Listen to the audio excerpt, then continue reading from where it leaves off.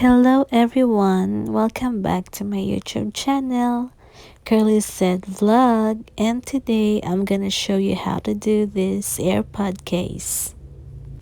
Before we get started, please like and subscribe to my YouTube channel. Thank you.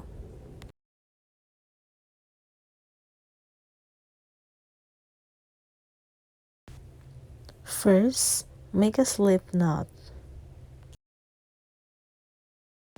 Next, do a foundation chain of 10.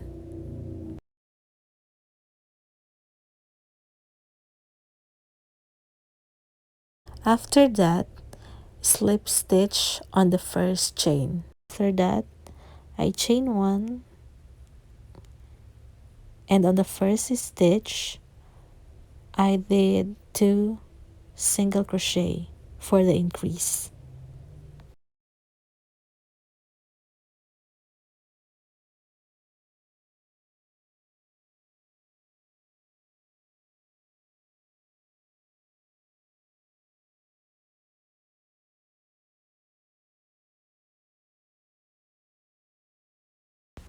And next, do a regular single crochet on the next 3 stitches.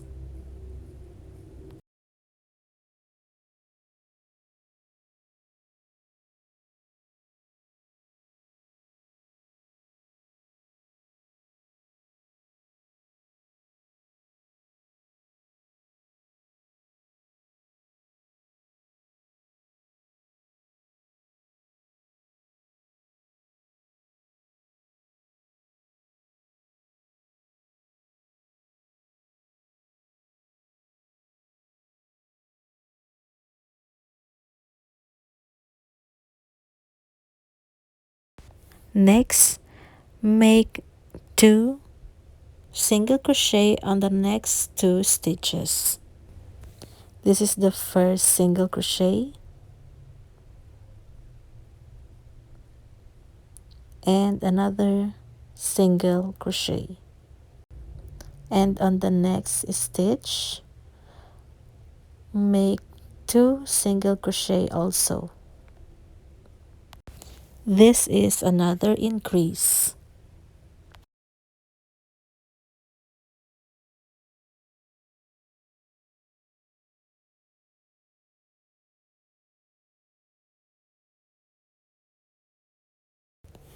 After doing the increase, make a regular single crochet on the next 3 stitches.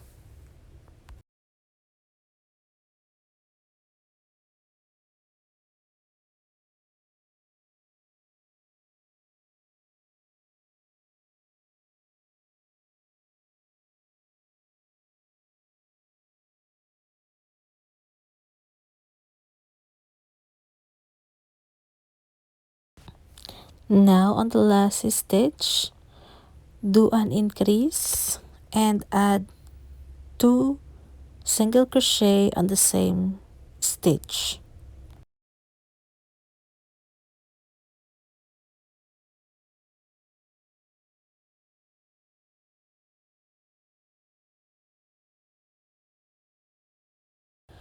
When you reach the end, do a slip stitch.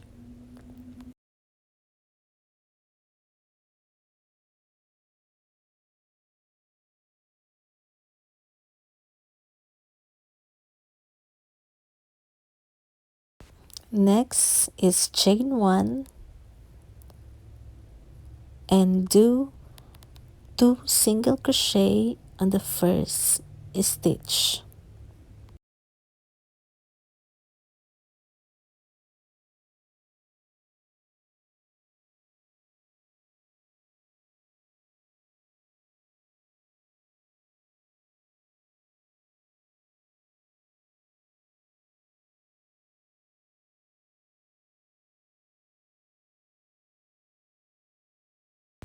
Now proceed to a regular single crochet and make 5 single crochet. Now we will add an increase. So on the same stitch, make 2 single crochet.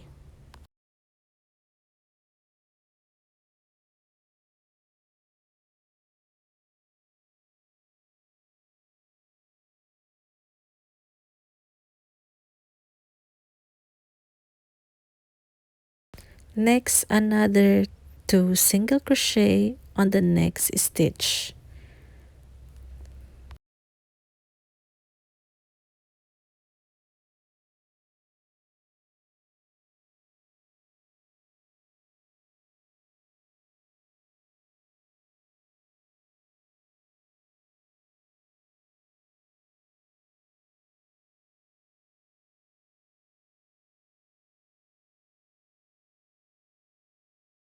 And proceed to a regular single crochet until you reach the end of the row.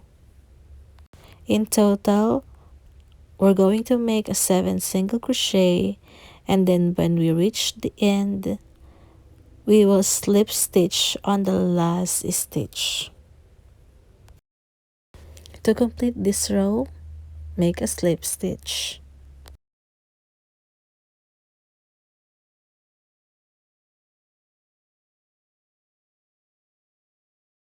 To begin with your next row, chain 1 and do a regular single crochet around. And there's no more increase on this row.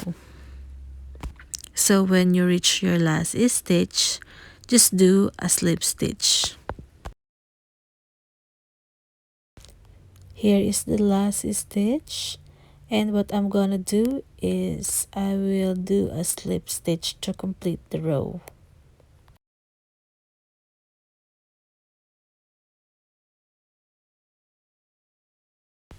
Repeat this pattern until you finish the body of the AirPod case.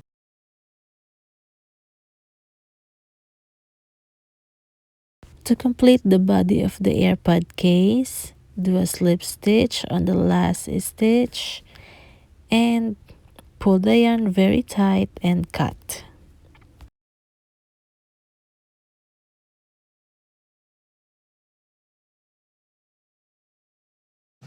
And now, let's do the top of the AirPod case. First, make a slip knot. Next, chain 5.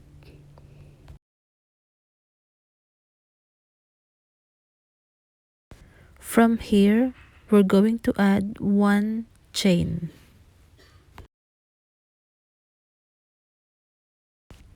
On the 5th chain, we're going to do 2 single crochet.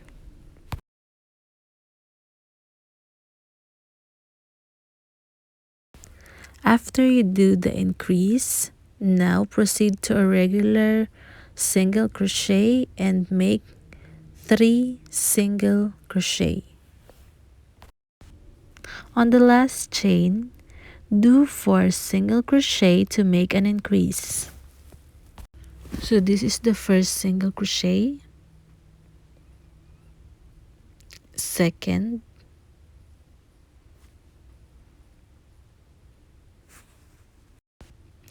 third,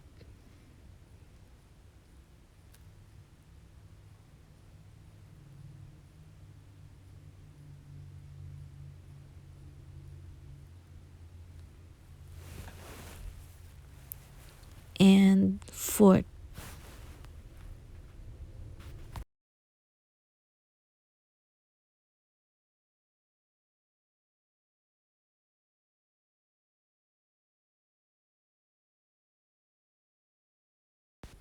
After doing the increase, proceed to regular single crochet around. In total, make a 3 regular single crochet. Now, on the next stitch, we will do an increase. So on the same stitch, do 2 single crochet.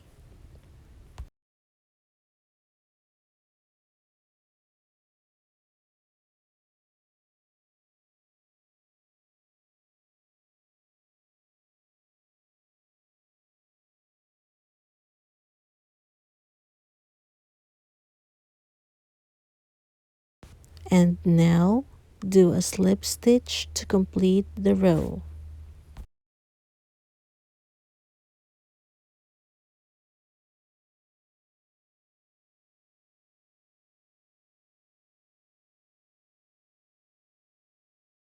To begin with your next row, chain 1, And on the next stitch we will do an increase. So do 2 single crochet on the next stitch.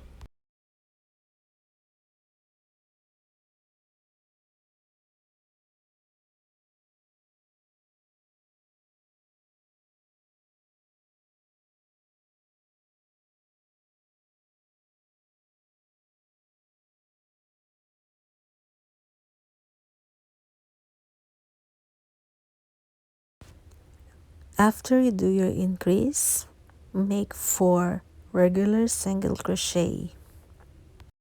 On the next stitch, make 2 single crochet on the same stitch.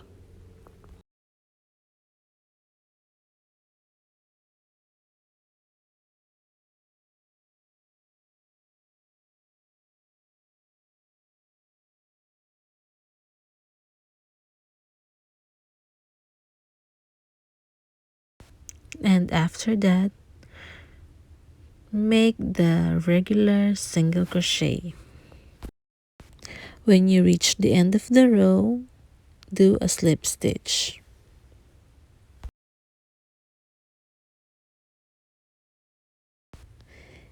And to begin with the next row, chain 1. So on the next stitch, we will make 2 single crochet to make the increase.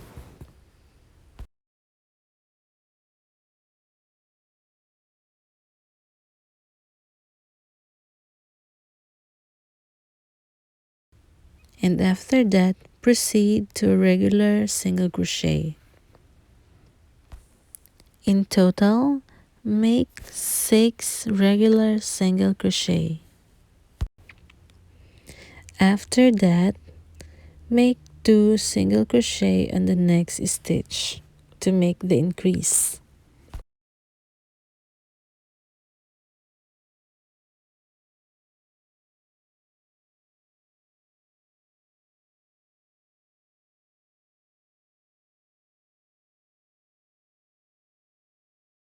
And now, proceed to a regular single crochet until you reach the end. And on the second to the last stitch, we will do an increase. So make 2 single crochet on the same stitch.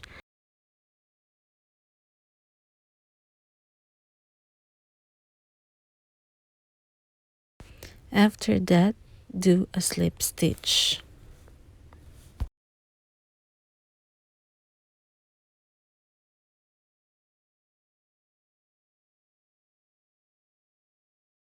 And chain 1 to begin with your next row.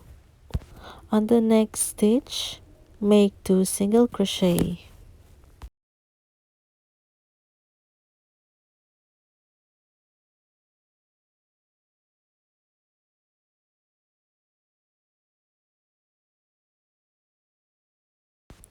This will be our last increase. After that, make a regular single crochet across, and then if you reach the end, do a slip stitch. So basically, this is the 4th row and no more increase, so proceed to slip stitch. And the final row, chain 1 and proceed to a single crochet across. And then after that, just do a slip stitch and we're done.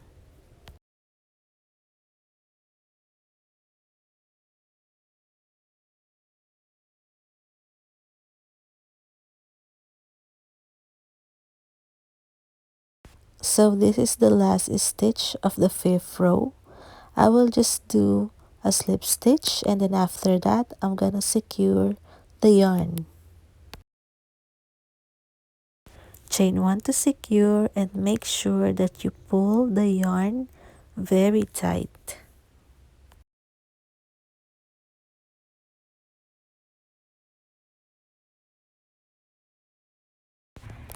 To attach the top and the body of the AirPod case, I will be using a needle and sew them together.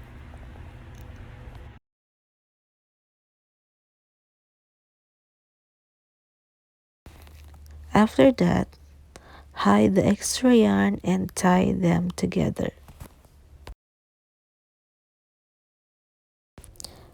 There you have it, guys. This is the finished project. I hope you like it. Thank you. Bye.